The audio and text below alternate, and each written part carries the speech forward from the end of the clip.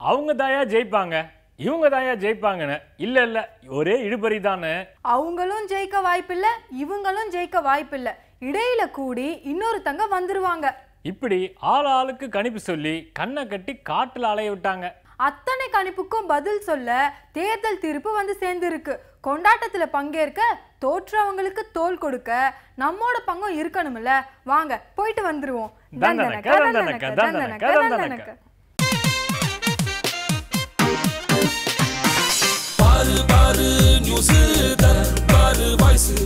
சொல்ல சொல்ல விரியும் நல்லாதானே புரியும்.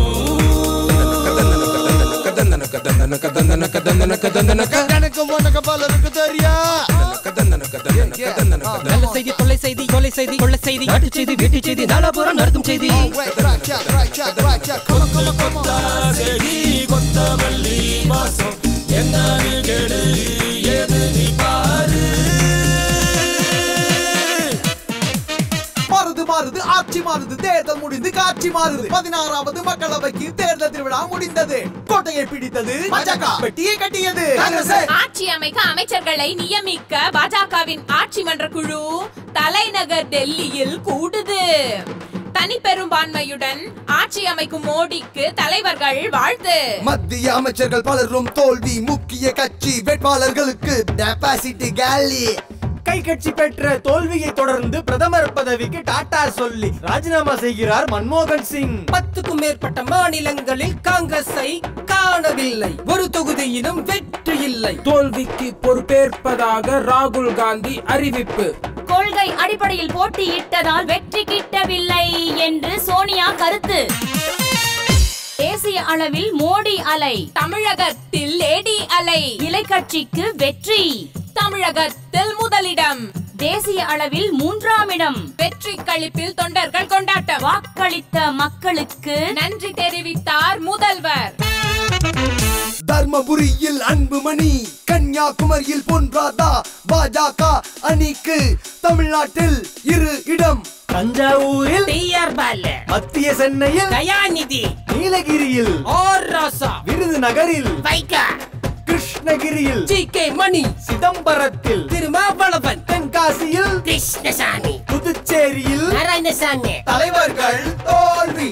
காங்கிரஸ், திமுக, தேமுதிக, மதிமுக, விடுதலை சிறுத்தைகள், புதிய தமிழகம், சிபிஐ, சிபிஎம், அமக, முஸ்லிம் லீக், ஆம் ஆத்மி கட்சிகள் தமிழகத்தில் காலே.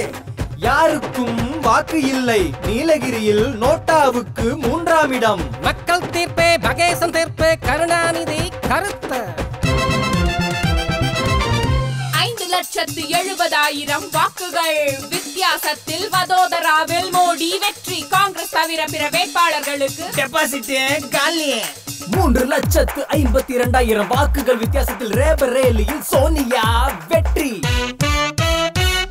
அசாமில் பாஜக, சிக்கிமில் சிக்கிம் டெமோக்ராட்டிக் ஃப்ரண்ட், தெலுங்கானாவில் தெலுங்கானா ராஷ்டிரிய சமிதி, சீமாந்திராவில் தெலுங்கு தேசம், அருணாச்சல் பிரதேசத்தில் காங்கிரஸ் ஆட்சி அமைக்க வாய்ப்பு. சூப்பரான செய்தி, நம்ம செய்தி.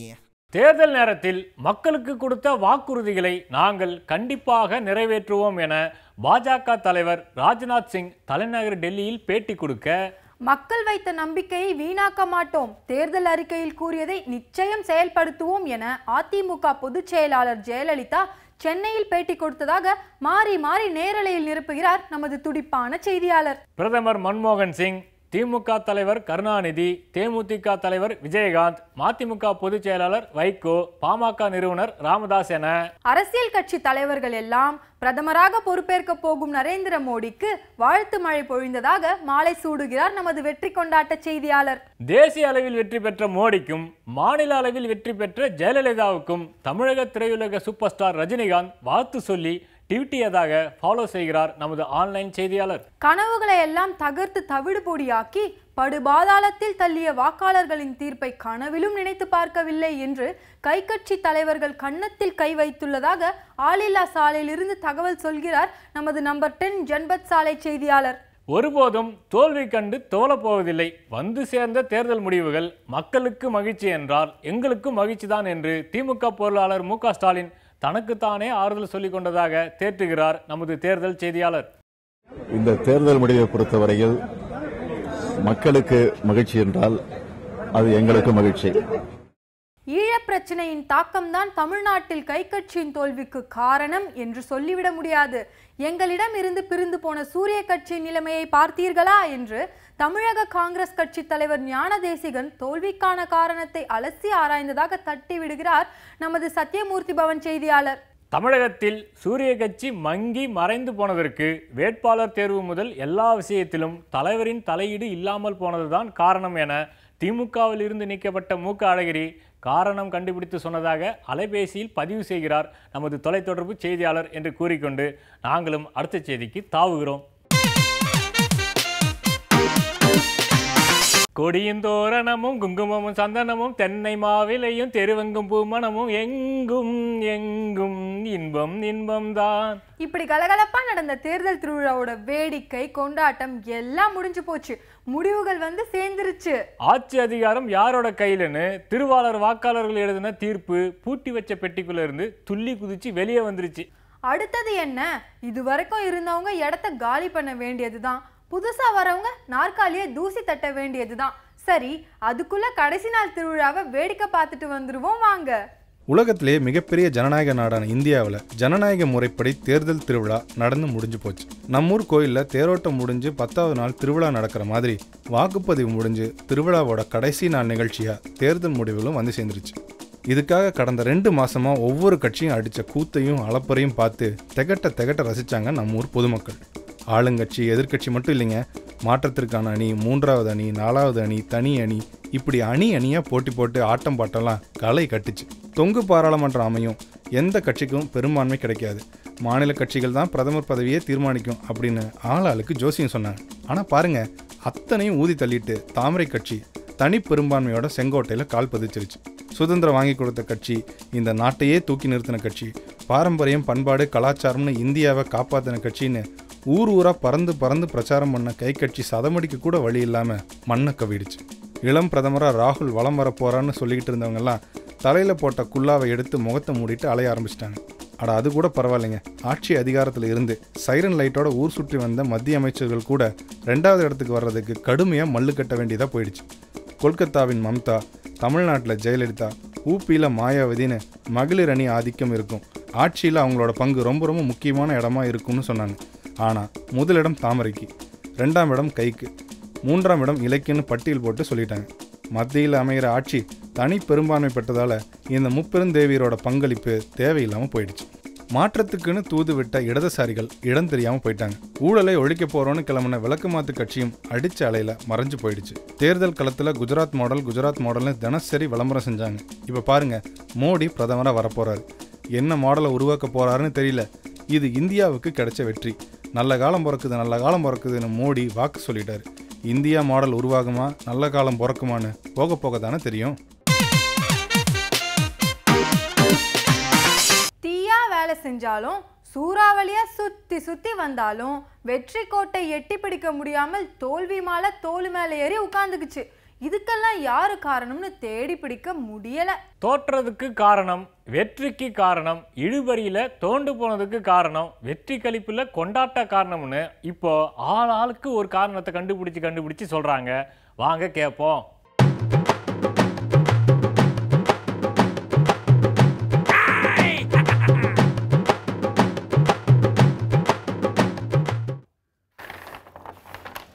உண்மையிலேயே இந்த தேர்தல் வந்து பார்த்தீங்கன்னா ஜனநாயகத்துக்கு கிடைச்ச வெற்றிங்க. நம்ம பக்கத்து நாடுகள்லாம் பார்த்தீங்கன்னா அங்கே சுதந்திர போராட்டம் பண்ணும்போது எந்த கட்சி இருந்துச்சோ அதே கட்சி தான் தொடர்ந்து இருக்குது. பத்தாவதுக்கு சர்வாதிகாரமாலாம் கூட அங்கே இருக்குது. ஆனால் காங்கிரஸ் கட்சி நல்ல முறையில் தேர்தல் நடத்தி ஜனநாயகத்தை காப்பாற்றுறதே உண்மையான வெற்றி தாங்க. மற்றபடி காங்கிரஸ் கட்சி 100 இடத்துக்கு கம்மியாக வந்திருக்குது அப்படின்னு சொல்கிறாங்க. நான் என்ன சொல்கிறேன்னா, இதே மாதிரி தேர்தலில் ஒரு சமயத்தில் பாரதிய ஜனதா நாடு பூரா சேர்த்தியே மொத்தம் 2 தொகுதியில் தான் ஜெயிச்சிருக்குது.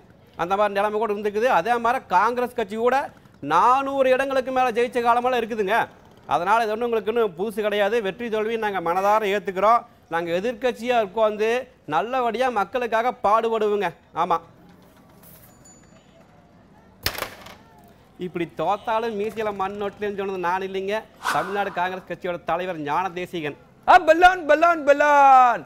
தமிழ்நாட்டில் நாங்கள் வெளியிட்ட தேர்தல் அறிக்கை மற்றும் மக்களுக்காக நாங்கள் செஞ்ச நலத்திட்டங்களெல்லாம் பார்த்து எங்களை ஓட்டு போட்டு ஜெயிக்க வச்ச தமிழ் மக்களுக்கு ரொம்ப நன்றிங்க. அது மட்டும் இல்லாமல் நாங்கள் ஜெயிக்கிறதுக்கு உறுதுணையாக இருந்த வட்டச் செயலாளர், நகர செயலாளர், மாவட்ட செயலாளர் மற்றும் ஒன்றிய செயலாளர், அது மட்டும் இல்லாமல் மிக்க முக்கியமான தொண்டர்கள் எல்லாருக்கும் மிக மனமார்ந்த நன்றிங்க. அதாவது நாங்கள் இந்த தேர்தலில் என்னென்ன வாக்குறுதிகளை கொடுத்தோமோ அதெல்லாம் கண்டிப்பாக நிறைவேற்றுவோங்க. மக்கள் என் மேலே வச்சிருக்க நம்பிக்கையும் கழகத்து மேலே வச்சிருக்க நம்பிக்கையும் கண்டிப்பாக நாங்கள் காப்பாற்றுவோங்க. பலோன் பலோன் பலோன் அப்படின்னு சொன்னது நான் இல்லைங்க, தமிழக முதல்வர் ஜெயலலிதா.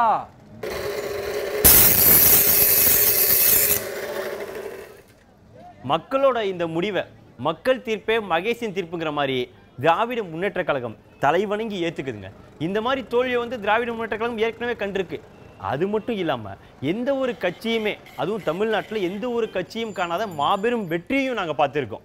அறிஞர் அண்ணா அழகா சொல்லுவார், தோல்வி கண்ட போதும் துவண்டு விடாதே, வெற்றி வந்த போதும் வெறி கொள்ளாதேன்னு. அந்த மாதிரி இனிமேல் வாக்களிக்கிறோட மக்களை நம்பிக்கையை நாங்கள் எப்படி பெறணுமோ அதுக்காக தொடர்ந்து நாங்கள் பாடுபடுவோம், அவங்களுக்காக தொண்டு செய்வோம். அடுத்து நாங்கள் வெற்றி பெறதுக்கு என்ன வழியோ அதெல்லாம் நாங்கள் முயற்சிப்போங்க. அண்ணாச்சி, தோல்வியை கண்டு பயப்படலாம் சொன்னது நான் இல்லைங்க, திமுக தலைவர் கருணாநிதி இருக்காங்களா, அவங்க தான். பல்லான் பல்லான் பல்லான். இப்ப எனக்கு கிடைச்சிருக்க வெற்றி என்னோட வெற்றி இல்லைங்க, எனக்கு கிடைச்ச வெற்றியே கிடையாது, இந்தியாவுக்கு கிடைச்ச வெற்றி. இனிமேல் இந்தியாவில் நல்லது மட்டும்தாங்க நடக்கும். இனிமேல் இந்தியாவுக்கு நல்ல காலம் பிறந்துருச்சுங்க. பலான் பலான் பலான். நல்ல காலம் பிறக்க போதுன்னு சொன்னது நான் இல்லைங்க, நரேந்திர மோடி. காங்கிரஸுங்கிற கட்சியை தமிழ்நாட்டில இருந்தே தமிழ்நாட்டு மக்கள் அறவோட தொடச்சி எடுத்துட்டாங்க. உங்க சேவை எங்களுக்கு தேவையில்லை, இனிமேல் நீங்க எங்களுக்கு எதுவுமே செய்ய வேணாம், உங்களோட நீங்க வேலையை பாருங்கிற மாதிரி ஆகிப்போச்சு தமிழ்நாடு மக்களோட முடிவு. காங்கிரஸ் தோல்வியை பற்றி நான் பேசுகிறத விட அந்த கட்சியோட முகமாக நம்ம தமிழ்நாட்டில் பல தலைவர்கள் இருந்திருக்காங்க. அவங்க பார்த்தீங்கன்னா மந்திரியாக இருந்திருக்காங்க, அமைச்சராக இருந்திருக்காங்க, இப்போ கூட நிறைய பேர் போட்டி போட்டாங்க, சில பேர் போட்டி போடுறதுக்கு பயந்து ஒளிஞ்சிட்டு இருக்காங்க. அவங்கெல்லாம் வந்து ஏன் இந்த அளவு காங்கிரஸ் தோத்துருச்சுன்னு பேசணும், அதுக்கான காரணத்தை சொல்லணும். அண்ணாச்சி, அவங்க தோற்றதுக்கான காரணத்தை அவங்க சொல்றதாங்க நல்லா இருக்குன்னு சொன்னது நான் இல்லைங்க, இந்த பாரதிய ஜனதா கட்சியை சேர்ந்த நிர்மலா சீதாராமன் இருக்காங்களா, அவங்க தான். பாரதிய ஜனதா கட்சி எவ்வளோ பெரிய வெற்றி அடைஞ்சதுக்கு என்ன காரணம்னு நினைக்கிறீங்க? காங்கிரஸ் கட்சி தாங்க காரணம். கடந்த 10 வருஷமா காங்கிரஸ் கட்சியோட மக்கள் விரோத போக்கு, விலைவாசி உயர்வு, பண வீக்கம், பத்தாவதுக்கு ஊழல் மேலே ஊழல், இதெல்லாம் பார்த்து நாட்டு மக்களுக்கு காங்கிரஸ் மேலே பயங்கரமான கோவங்க. இந்த கோவத்தை பாரதிய ஜனதா அவங்களுக்கு சாதகமாக பயன்படுத்திட்டாங்க. நரேந்திர மோடி இந்த வேலையை ரொம்ப அழகாக செஞ்சு நாடு பூரா ஜெயிச்சிட்டாருங்க. உண்மையான காரணம் இதுதான். மற்றபடி அவங்க ஜெயிச்சதுக்கு எங்களுடைய மனதார வாழ்த்துக்களுங்க. இப்படி எப்படி ஜெயிச்சாங்கன்னு கண்டுபிடிச்சோன்னு நான் இல்லைங்க, இந்திய கம்யூனிஸ்ட் கட்சியை சேர்ந்த ராஜா. தாமரை கட்சி ஒரு காத்து போன பலூன், ஓட்டை பலூன் ஊதிவிட்டா மேலே போகிறதுக்குள்ள ஒன்றுமே இல்லாமல் உடஞ்சி போயிரும்னு பேட்டி மேலே பேட்டி கொடுத்தாரு கை கட்சியோட கனவு நாயகன் ராகுல் காந்தி. மறுபடியும் ஆட்சி அமையும், மாற்று அணி ஆட்சி அமையும்னு சொன்னதுக்கெல்லாம் மாற்றா 3வது முறையா தாமரை கட்சி ஆட்சி அமைய போகுதான். அதாங்க இன்றைய கேலி சித்திரம் கார்ட்டூன்.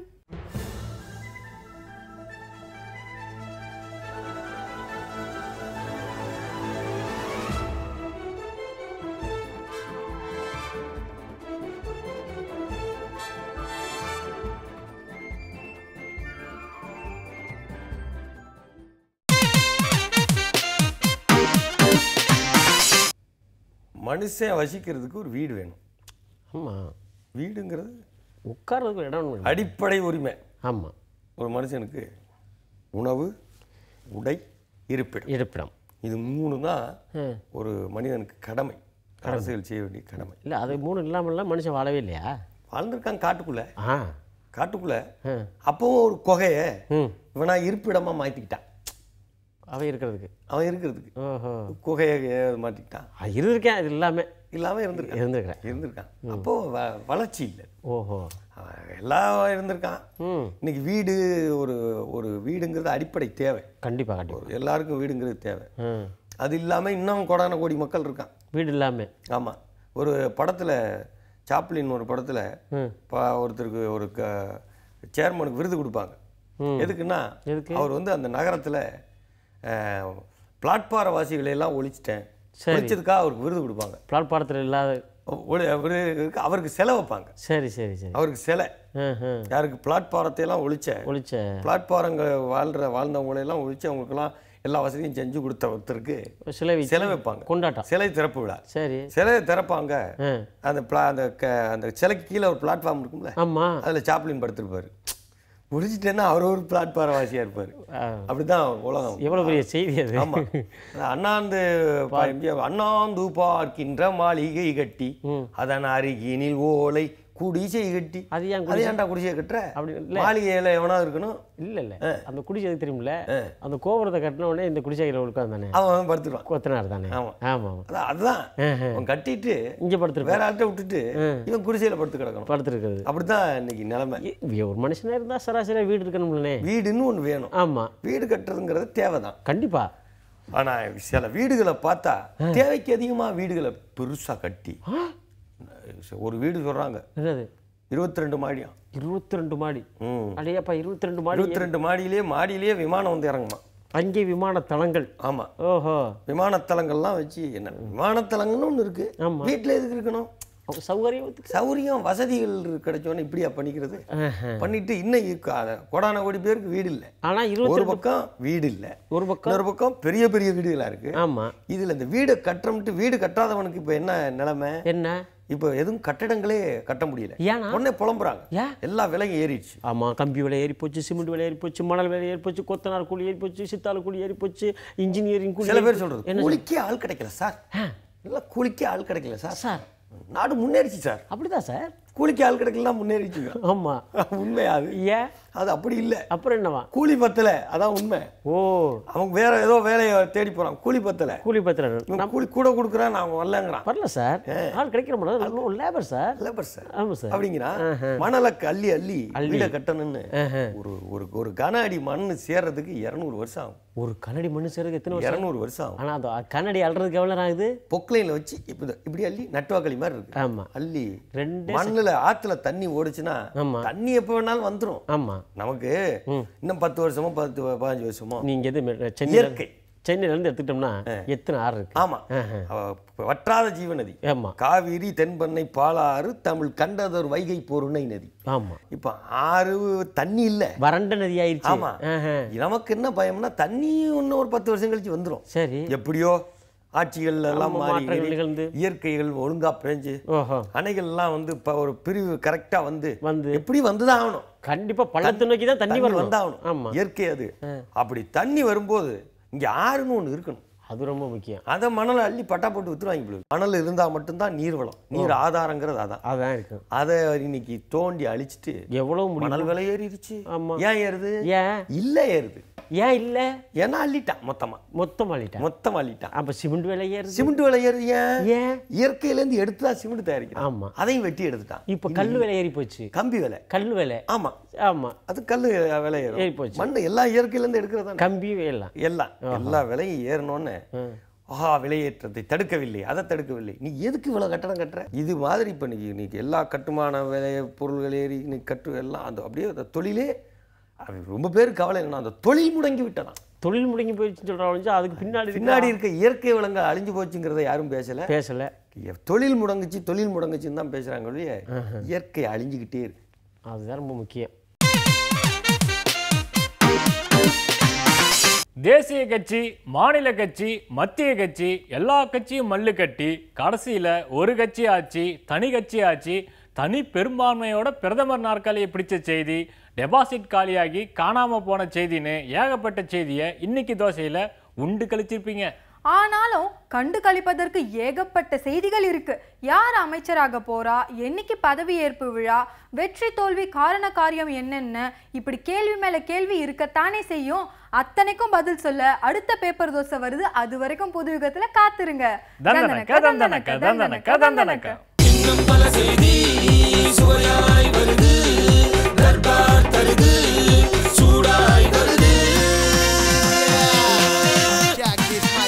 சூப்பரான செய்தி நம்ம செய்தி.